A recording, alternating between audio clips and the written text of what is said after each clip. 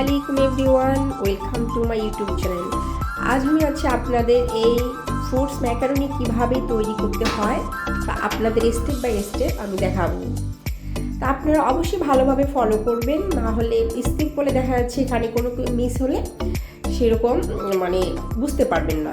তো এখানে আমি হচ্ছে একটা পাতিলের মধ্যে পানি একটু ফুটিয়ে নেওয়ার পর আমি এখানে ম্যাকারনিটা ইউজ করতেছি। এটা হচ্ছে আমি সিদ্ধ করে নিব। এখানে চুলোর মধ্যে আঁচটা দিয়ে আমি ভালোভাবে এটা নেড়ে চেড়ে দিচ্ছি, ভালোভাবে সিদ্ধ করে নিব। আর কিভাবে সিদ্ধ করে নিব আমি অবশ্যই আপনাদের এখানে দেখাবো, আপনারা দেখেন। এখানে আমি ফুটিয়ে নিচ্ছি ভালোভাবে। আর এটা সহজেই সিদ্ধ হতে চায় না, তাই আমি হচ্ছে এটি একটু ভালো করে নেড়ে দেওয়ার পর একটা ঢাকনা দিয়ে ঢেকে দেওয়ার পর আস্তে করে হচ্ছে আমি চুলোর আঁচটা দিয়ে দিব।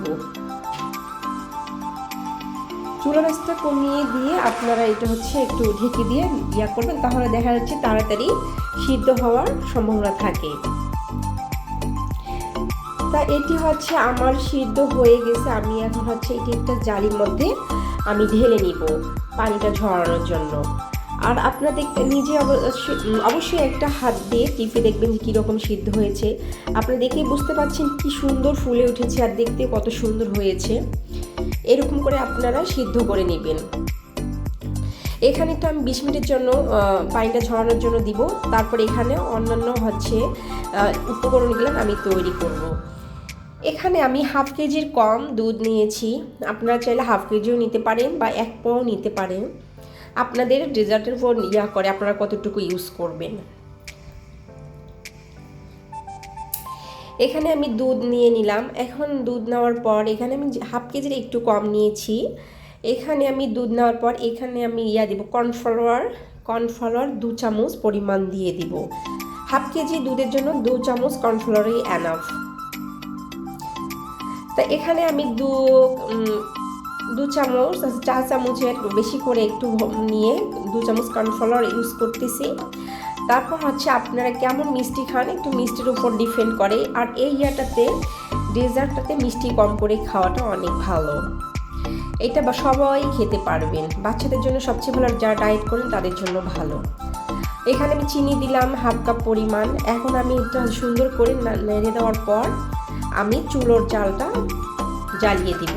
আগেই জালটা জ্বালিয়ে দিবেন না, তাহলে দেখা যাচ্ছে এটা লাঞ্চ তৈরি হতে পারে আর প্লাস হচ্ছে ভালো হবে না। এটা ভালোভাবে নেড়ে দেওয়ার পর আমি চুলোর আঁচটা দিয়ে দিছি। এখন মিডিয়াম আঁচে আমি জালটা দিয়ে আমি ভালোভাবে এটা অনবরত নাড়তে থাকবো। না ভালোভাবে না নাড়লে নিচে দেখা যাচ্ছে লেগে যেতে পারে আর লার্জ স্কিন হতে পারে, ছোট ছোট দানা হতে পারে। এটা যত ভালোভাবে নাড়বেন দেখা যাচ্ছে আস্তে আস্তে ঘনত্ব দেখতেই পারবেন। এই যে ঘনত্ব তৈরি হয়ে গিয়েছে, একদম কনডেন্স মিল্কের মতো হয়ে গেছে।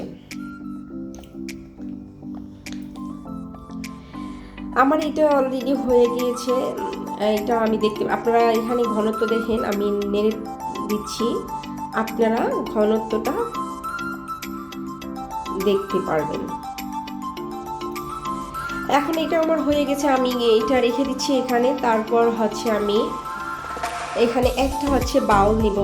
একটা বাউলের মধ্যে হচ্ছে আমি যে ম্যাকারনিটা ঝরানোর জন্য দিয়েছি, এখন সেটা আমি বাউলে ঢালতেছি।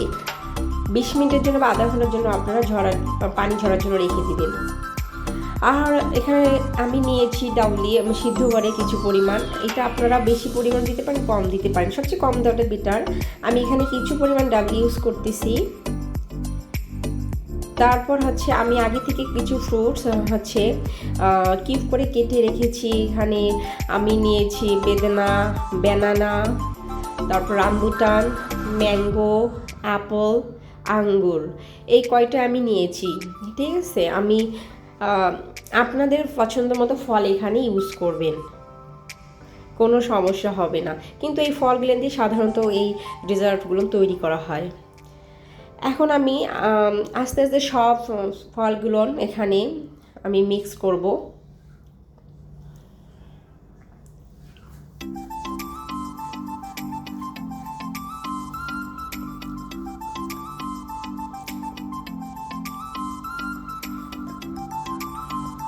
এখানে আমি যে মিল্কটা তৈরি করে রেখেছিলাম হচ্ছে সেই মিল্কটা এখানে ইউজ করলাম। আর এখানে ক্রিম চিজ এখানে যে কোনো শপিং মলে পাবেন। আমি এখানে হচ্ছে আমাদের আজমানে মানে দুবাইয়ের এখানে একটা শপিং মলে নিয়েছি। আপনারা যে কোনো শপিং মলে ক্রিম চিজ পাবেন আপনারা। এখানে আমি 3 চামচ পরিমাণ ক্রিম চিজ ইউজ করলাম। আপনারা চাইলে 4 চামচ পরিমাণ ইউজ করতে পারবেন, এটিতে কোনো ক্ষতি নেই।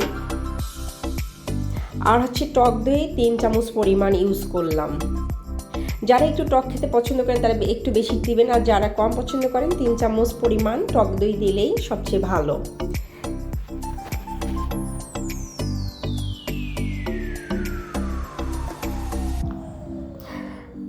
আমি আস্তে আস্তে সব উপকরণগুলো এখানে দিয়ে দিলাম। আর হচ্ছে এখানে অবশ্যই আপনাদের একটা হচ্ছে জেলি ইউজ করতে হবে, আর হচ্ছে যে কোনো জেলি। এই জেলিটা আমি নিজেই তৈরি করেছি, এর হচ্ছে লিঙ্কটা আমি ডিসক্রিপশন বক্সে দিয়ে দিব, আপনারা ওখান থেকে নিয়ে নিতে পারবেন। আমার জেলিরও একটা ইয়ে আছে, ওখানে আপনারা ইচ্ছে করলে ওখান থেকে নিয়ে নিতে পারেন। এটা আমি মিল্ক পুডিং তৈরি করেছিলাম এইটার। আর হচ্ছে জেলি তৈরি করে কীভাবে, এইটা যে কোনো মানে জেলি কিভাবে তৈরি করে আর মিল্ক পুডিং কিভাবে তৈরি করে এর লিঙ্কটা আমি ডিসক্রিপশন বক্সে দিয়ে দিব, ওখান থেকে আপনারা দেখে নিতে পারবেন। আমি সব উপকরণ দিয়ে একসাথে মিক্স করতেছি, অনেক ভালোভাবে এই ডেজার্টটি মিক্স করবেন। আর মিক্স হয়ে গেছে, আমি একটা হচ্ছে সার্ভ করার জন্য একটা বাটিতে আমি হচ্ছে এটা ঢেলে নিচ্ছি। দেখতেই পাচ্ছেন কত সুন্দর ইয়ামি হয়েছে, আপনারা খেলেও এটা বুঝতে পারবেন। এটা বাচ্চাদের জন্য সবচেয়ে ভালো এবং যারা ডায়েট করে তাদের জন্য ভালো। এটা অবশ্যই ফ্রিজে রাখবেন, ফ্রিজে আধা ঘন্টা বা 1 ঘন্টা রেখে তারপর খাবেন, তারপর নিজেরাই বুঝতে পারবেন এত ভালো খেতে। এখানে যতটুকু না ভালো লাগতেছে তার চেয়ে খেতে অনেক ভালো লাগবে। আপনারা ট্রাই করে দেখবেন, যদি ভালো লাগে আমাকে অবশ্যই কমেন্টের মাধ্যমে জানাবেন। আর আমার চ্যানেলটিকে অবশ্যই সাবস্ক্রাইব করতে ভুলবেন না। যারা অলরেডি সাবস্ক্রাইব করেছেন তাদেরকে অসংখ্য ধন্যবাদ, আর যারা এখনও করেনি প্লিজ সাবস্ক্রাইব মাই চ্যানেল। আর আপনারা কি রেসিপি দেখতে চান নেক্সটে অবশ্যই আমাকে কমেন্টের মাধ্যমে জানাবেন, আমি ইনশাল্লাহ আপনাদের দেখানোর চেষ্টা করব। তো দেখতেই পাচ্ছেন কত সুন্দর। তা অবশ্যই আপনারা ভালো থাকবেন, সুস্থ থাকবেন, আমার জন্য দোয়া করবেন। যেতে আবারও বলতেছি আমার চ্যানেলটিকে সাবস্ক্রাইব করতে ভুলবেন না, পাশে যে বেল আইকনটা এটা ক্লিক করতে ভুলবেন না। আমি নেক্সটে যে ভিডিও দেবো আপনাদের ওখানে নোটিফিকেশন চলে যাবে। তা ভালো থাকবেন, সুস্থ থাকবেন, আল্লাহ হাফিজ, আসসালামু আলাইকুম।